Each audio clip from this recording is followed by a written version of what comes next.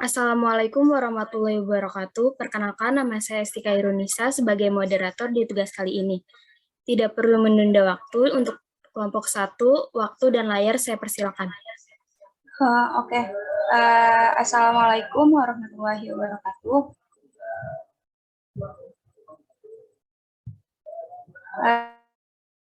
Selamat sore.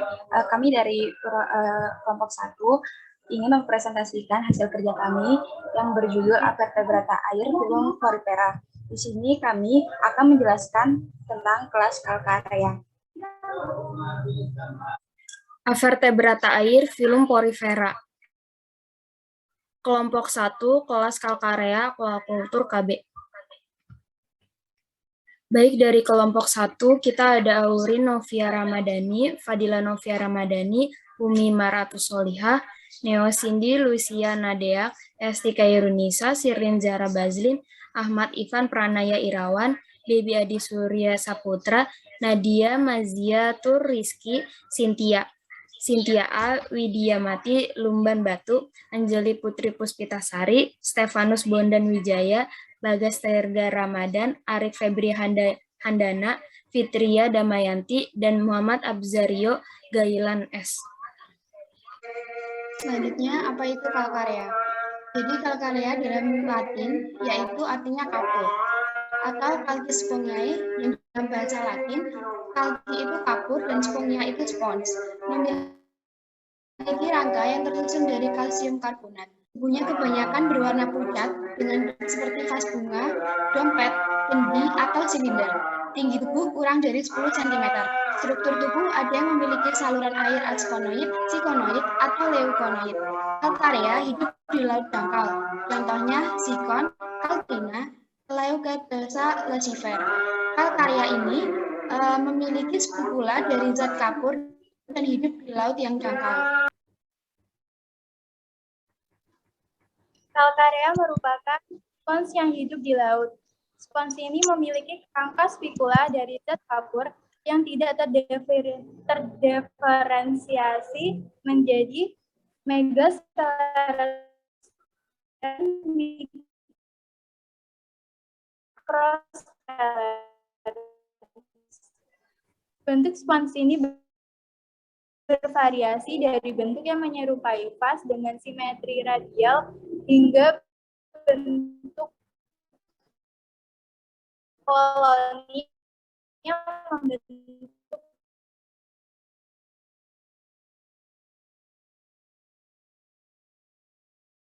bangunan serupa anyaman dari pembuluh-pembuluh yang kecil hingga lembaran dan bahkan ada yang mencapai bentuk raksasa.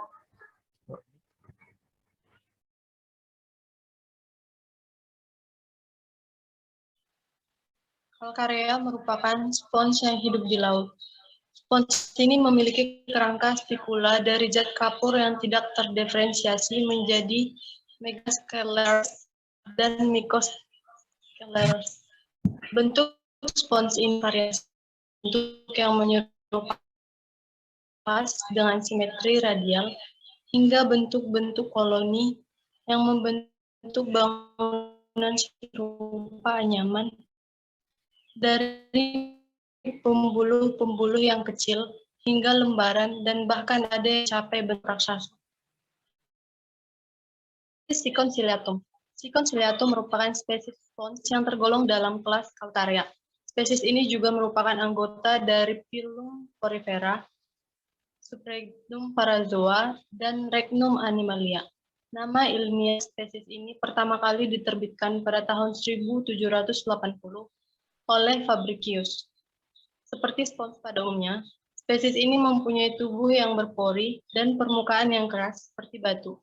Selain itu, Acanthocetes welsii juga dapat menyerap oksigen dari cairan melalui bagian difusi. Oke, selanjutnya ciri morfologi sikon ciliatum. Yang pertama, tubuhnya berpori dan permukaannya keras seperti batu. Bentuk tubuh tubular tunggal. Bentuk tubuh pada sikon ciliatum adalah sikonoid atau sikonoid yang memiliki dinding tubuh yang melipat secara horizontal, serta warnanya putih, abu-abu atau coklat. Pada ujung tabung adalah oskula, khas dikelilingi oleh mahkota seperti spikula. Sedangkan pada bagian tubuhnya terdapat lubang yang berfungsi untuk menyerap oksigen. Mereka dapat tumbuh hingga 9 cm. Namun khas dari si konsiliatum sendiri adalah 1-3 cm. Permukaan berbulu seperti jarum duri atau spikula yang menutupi tubuh. Permukaannya berbulu seperti jarum duri atau spikula yang menutupi tubuh. Tabung disusun secara radial dan memiliki bukaan memanggil apopilis. Mudah ditemukan pada air asin yang memiliki kedalaman cukup dangkal. Potongan melintang tubuhnya tampak seperti jari-jari, tetapi bentuknya tetap simetri radial. Lipatan dalam membentuk sejumlah saluran flagellated canal atau kantong yang dilapisi oleh koonosit. Lipatan luar sebagai saluran air masuk atau ostium, berbentuk tetraxon kalsit. Spikula melapisi spongoceal dan traktine spikulus di dinding ruang flagellated memiliki kerangka pendukung dari spons. Tabung flagellated internal bertanggung jawab untuk saat air. Bagian-bagian tubuh Sikonsilatum. 1. Osculum virae untuk mencegah masuknya hewan lain ke dalam spons. Osculum berfungsi untuk lubang pengeluaran tunggal yang terdapat pada bagian apikal pada tiap-tiap tabung dan pada beberapa kasus dikelilingi oleh rumbai-rumbai dari spikula calcarea. Selanjutnya, dermal ostium berfungsi untuk memberikan akses pada saluran pemasukan yang dibatasi oleh sel-sel poligonal. Keempat, incurrent kanal, yaitu sistem saluran yang berasal dari lubang kulit melalui mesoheli ke ruang choanocoates. Bukaan dari saluran ini yang menuju ke ruang choanocoates. Keempat, prosopiles, bukaan lain yang memungkinkan air masuk ke choanocoates, di mana air mengalir langsung ke rongga internal dan keluar melalui osculum. Radikal kanal, salah satu dari banyak kanal kecil yang dilapisi dengan choanosit yang menyebar dari rongga paragaristik di beberapa spons dan berakhir tepat di bawah permukaan spons. Spongosol, yaitu rongga tumbuh pada porifera. Setelah itu ada apopiles, pori-pori yang ada pada spons dengan bantuan air yang dilewatkan melalui kanal radial atau ruang berflagel, saluran keluar. Itu ada mesenchim, disebut juga mesohil yang merupakan suatu matrik protein, penacoderm sebagai pelindung yang serupa dengan epidermis kita. Zoanoderm, lapisan sel dengan zoanocytes ditemukan di permukaan di bagian dalam spons. Di spons sikonoid mereka ditemukan di kanal radial. Spikula, bagian kerangka spons, dan dengan demikian memberikan dukungan struktural dan berpotensi sebagai pertahanan terhadap pemangsa. Yang terakhir ada substratum, yaitu tempat menempel spons dewasa ke permukaan dan tidak bergerak.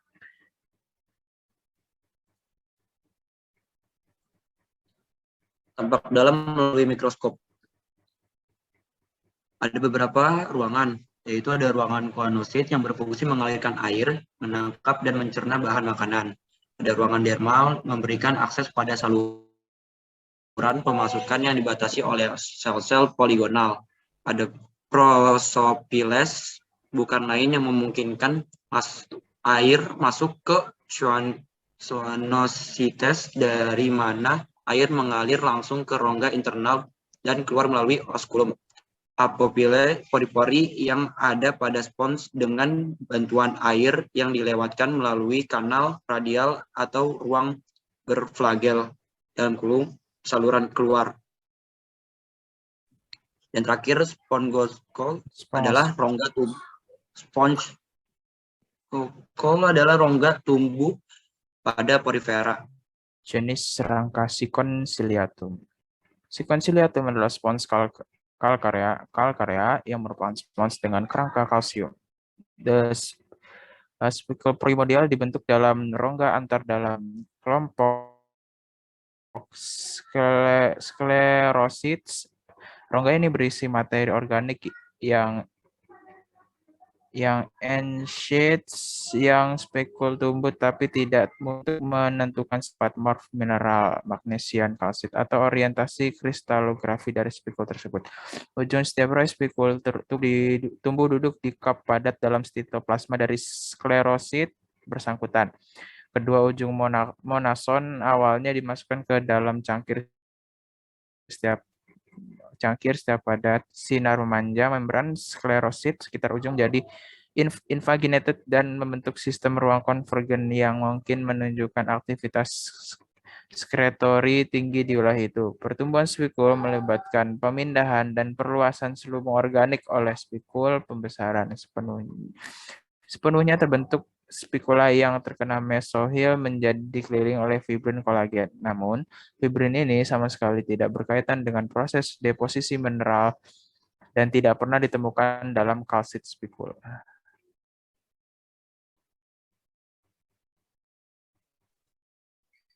Tipe saluran sikon ciliatum. Sesuai namanya, sikon ciliatum ini memiliki jenis saluran sikonoid atau sikon.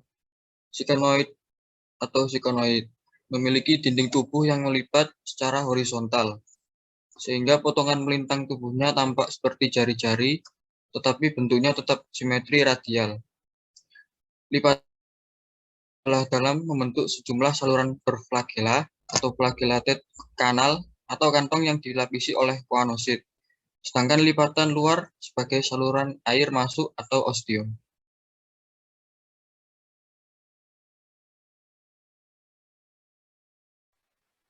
Assalamualaikum warahmatullahi wabarakatuh.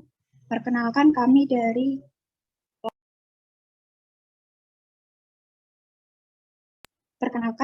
kelompok 2 akan mempresentasikan hasil tugas kami mengenai filum porifera kelas Demospongiae. Untuk anggota dari kelompok kami yaitu yang pertama Syahriza Hasan, yang kedua Faris Setiawan, yang ketiga Ira Fitria, yang keempat Alia Mada, dan yang kelima Pawas, keenam Muhammad Agus Iqbal, ketujuh Ainul Hayati, yang kedelapan Alia Iksanti, yang kesembilan Josia Fernando, 10 Zahra Aisyah, 11 Cindy Aulia, 12 Hana Jessica, 13 Lilian Gabe, 14 Yosi Octavia, 15 Nabila Windy, dan yang terakhir Andra Hidayatul. Untuk materi yang pertama akan dibacakan oleh Faris. Kepada Faris, saya persilahkan. Morfologi Demospongiae.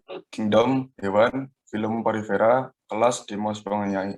Spons adalah hewan yang termasuk filum porifera. Filum porifera ini terdiri atas 3 kelas, yaitu Calcarea, Demospongiae, dan Hexatinellida.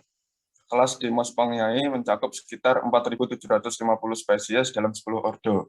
Distribusi geografis mereka di lingkungan laut adalah dari zona intertidal hingga abisal. Beberapa spesies menghuni air tawar.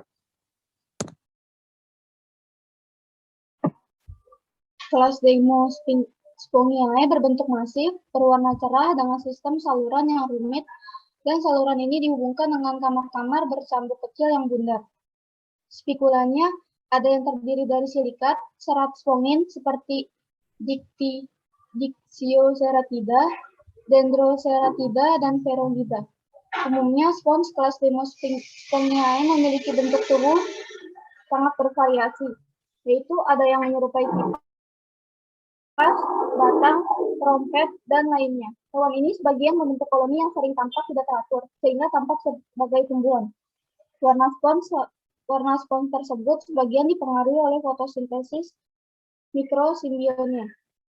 Mikrosimbion spons umumnya adalah Cyanophyta atau Cyanobacteria dan Eukaryotalga seperti Dinoflagellata atau Zooxanthella.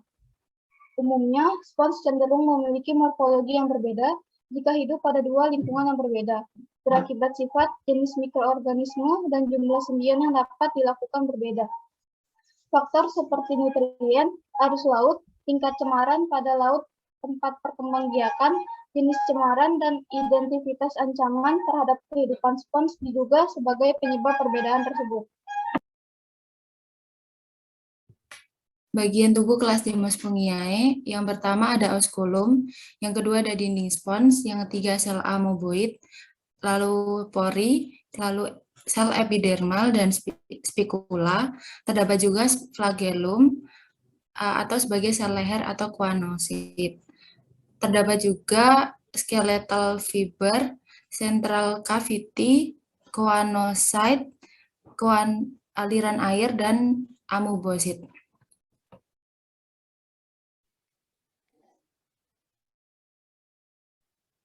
Demospongiae memiliki tubuh yang tersusun atas peranan dan fungsinya masing-masing. Berikut adalah bagian tubuh Demospongiae secara garis besar. Yang pertama itu ada osculum, yang berfungsi sebagai tempat keluarnya air yang berasal dari spongosol. Yang kedua ada mesoglea. Bagian tubuh ini merupakan lapisan yang berfungsi sebagai pelapis antara lapisan luar dan lapisan dalam. Selanjutnya ada pinakosit, yaitu sel epitel yang pipih. Kemudian ada koanosit atau sel leher untuk mencerna makanan. Yang selanjutnya ada skleroblast untuk membentuk spikula, dan ada porosit, yaitu saluran yang menghubungkan pori-pori hewan dengan spongosol yang menjadi tempat masuknya air. Selanjutnya ada bagian tubuh. Yang pertama ada spongosol. Spongosol adalah rongga yang terletak di bagian dalam tubuh Demospongiae, di mana air dan zat lainnya dapat masuk dan diserap. Yang kedua ada amoebosit. Amoebosit sel dalam tubuh Demospongiae yang berfungsi untuk mengedarkan nutrisi dan makanan. Yang ketiga ada epidermis. Epidermis merupakan lapisan terluar yang dimiliki Demospongiae. Yang keempat ada spikula. Spikula adalah zat penyusun dan pembentuk tubuh Demospongiae. Spikula tersusun dari kalsium maupun kalsium karbonat atau serabut spongin. Yang kelima ada flagel.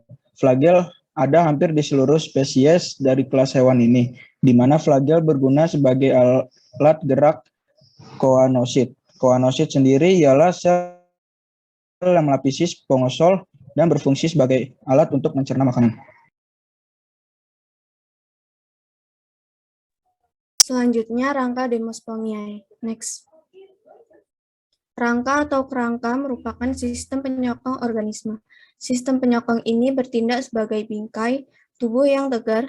Biasanya rangkai ini tersusun dari kalsium dengan rangka memainkan peran utama dalam tubuh organisme.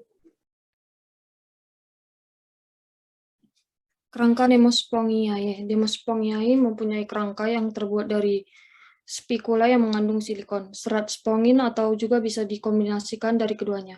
Ada beberapa yang memiliki rangka yang tersusun dari serabut-serabut spongin dengan spikula dari zat gersik.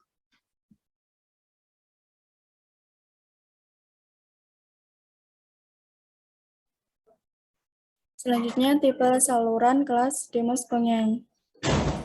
Next.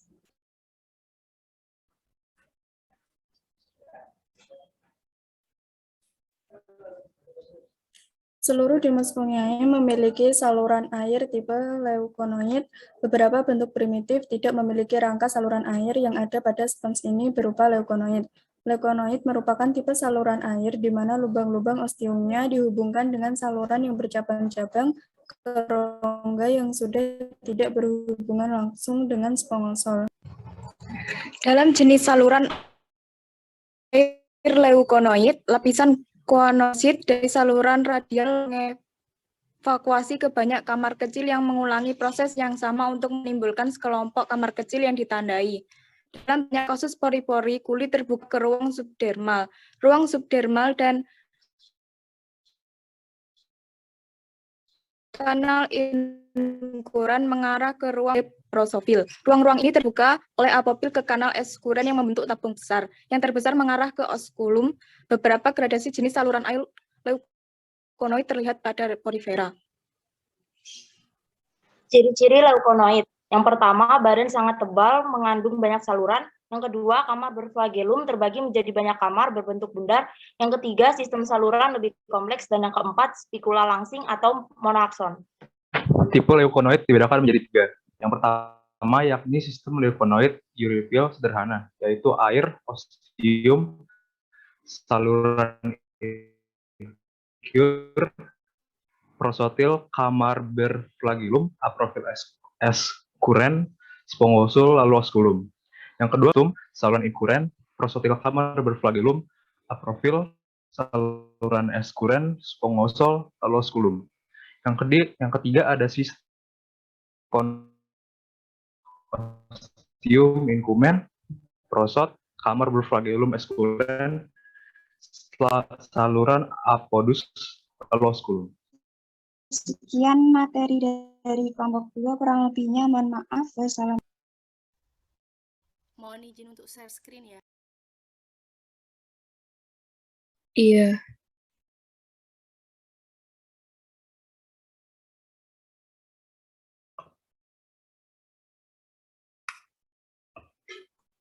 Apa share screen-nya udah masuk?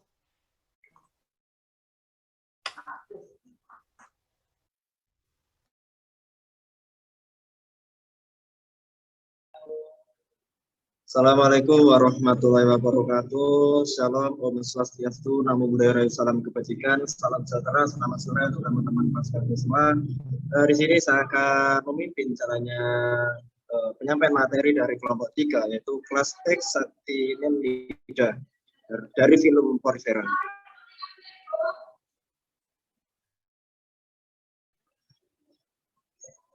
Di sini saya akan menyebutkan nama-nama anggota dari kelompok 3. Yang pertama ada Desa Aryana Rafifa, yang kedua ada Nafi Ardana Dirgantara, yang ketiga ada Muhammad Sidni Sahan Mubarak, yang keempat ada Alisa Mutri Azhara, yang kelima ada Dana Fitria, yang keenam ada Arindra Nika Anugrah Putra, yang ketujuh ada Arya Darmawan Kurniadi Putra, yang kedelapan ada Dini Anti, yang kesembilan ada Anissa Nur Latifah, yang kesepuluh ada Rifa Khairunisa Firmansyah, yang ke-11 ada Gilang Utama Putra, yang ke-12 ada Sabila Adri Munisa, yang ke-13 ada Abigail Tara Hersia PR Ginting, yang ke-14 ada Afifah Umumah, yang ke-15 ada Hasna Nabila Maisa Diwiyanti, yang ke-16 ada Dika Kevin Bimantara, yang ke-17 ada Anissa Anjani. Di sini saya akan menyampaikan apa itu Hesakti Nelida. Hesakti Nelida merupakan salah satu dari 3 kelas Porifera, berasal dari bahasa Yunani.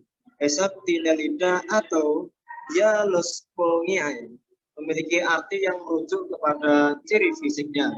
Hexa yang berarti 6, Dialo yang berarti kaca atau transparan, dan spongia yang berarti spons. Memiliki spikula yang tersusun dari silika. Jadi, Hesakti Nelida atau Dialospongiae merupakan hewan segi 6 berbentuk spons yang transparan. Hewan ini tergolong hewan primitif yang sangat sederhana karena belum memiliki organ sejati dan juga jaringan sejati. Kerangka tubuh Hesakti Nelida tersusun dari zat yang disebut dengan zat kersik. Berikutnya dilanjutkan oleh teman. Oke, di sini ada klasifikasi Hesakti Nelida. Kerajaan Animalia, filum Porifera, kelas Hesakti Nelida, dan ordo terdapat ada 2, yaitu Amphididocopora dan yang kedua adalah Hexateropora.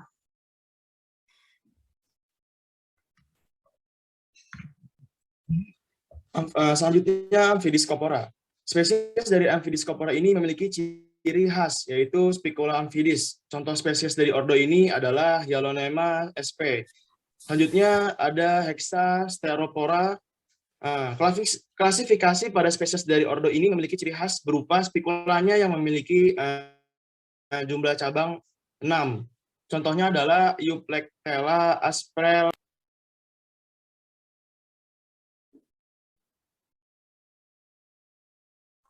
Selanjutnya ada ciri morfologi Hesakti Nelida. Pertama, memiliki bentuk fisik seperti vas bunga atau mangkok dengan rata-rata 10-3 cm.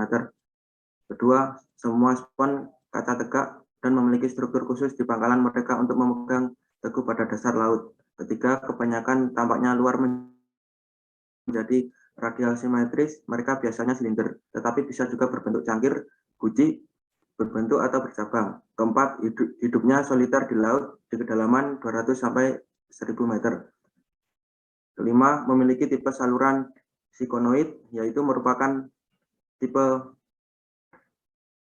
saluran air di mana lubang-lubang ostiumnya dihubungkan dengan saluran yang bercabang-cabang ke rongga yang berhubungan langsung dengan spongosol. Yang terakhir, spikula berjumlah 6 seperti bintang dan kebanyakan berwarna pucat. Contohnya hexatinellida adalah Eupleseta, Euspetela. Bagian-bagian tubuh hexatinellida. Sebagian besar tubuh terdiri dari jaringan sinsitial.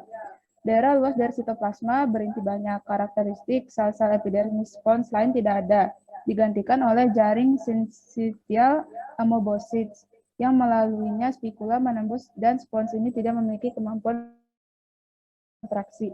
Tubuh hexatinellida juga terdiri dari 3 bagian secara total, jaringan trabekular, perifer dalam, luar, dan zoonosom. Zoonosom bertindak sebagai mulut untuk spons, sedangkan saluran dalam dan luar yang bertemu di zoonosom adalah saluran makanan, jalur konsumsi untuk spons. Rata-rata pertumbuhan hexatinellida maksimum diperkirakan 32 cm, namun beberapa tumbuh hingga 1 meter dengan harapan hidup 200 tahun.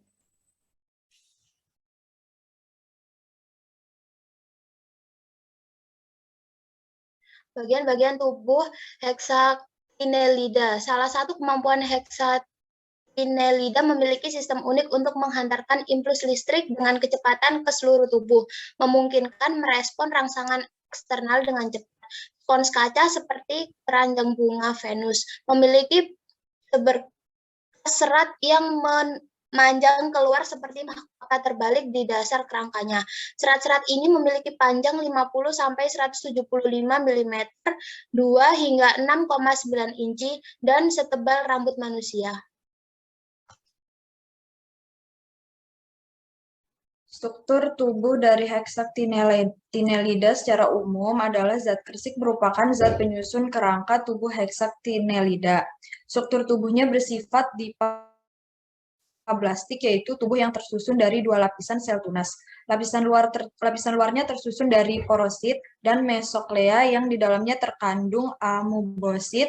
Amoebosit ini merupakan sel yang berfungsi untuk mengedarkan makanan ke seluruh tubuh. Terdapat spongosol berupa rongga yang terletak di dalam tubuh hewan yang menjadi jalur masuknya air dan zat-zat makanan yang akan diserap oleh tubuh hewan. Terdapat porosit yang menjadi tempat atau saluran yang menghubungkan antar pori-pori hewan dengan saluran tempat masuknya air. Lapisan dalamnya tersusun atas koanosit. Koanosit adalah sel yang memiliki fungsi untuk pencerna makanan. Euplectella osculumnya tertutup karena pembentukan saringan dari spikula hexactinate yang menyatu. Seluruh kerangkanya terdiri dari sekring hexactinate spikula membentuk kisi dan menempel pada substransum dengan bantuan tuft atau root of spicules. Ini kerangka. Kelas ini disebut spongicles atau porifera kaca, Hyalospongiae, karena bentuknya yang seperti tabung atau gelas piala. Tubuh berbentuk silinder atau corong, tidak memiliki permukaan epitel. Pada anggota kelas Hexatinellida, spikula tubuh yang tersusun dari zat kersik dengan 6 cabang. Kelas Hexatinellida ini memiliki kerangka Hexatinellida seluruhnya terbuat dari silika. Hewan ini hidup di laut, mempunyai spikula dengan 6 jari polong. Spikula yang mengandung silika ini umumnya terdiri dari 3 duri perpendikular. Oleh karena itu, mereka memiliki 6 titik, sehingga mereka disebut sebagai hexatin, yang pada umumnya menyatu, sehingga membuat Hexatinellida memiliki kekuatan struktural yang berbeda dari spongi lainnya. Tubuhnya dapat mencapai panjang hampir 1 meter dan hidup di kedalaman antara 100 hingga 4.500 meter. Porifera dari kelas Hexatinellida mempunyai jenis rangka tubuh dari zat silikat atau kaca es. Selanjutnya mengenai tipe saluran kelas Hexatinellida. Pada kelas Hexactinellida ini memiliki tipe saluran yang sederhana atau dapat disebut juga dengan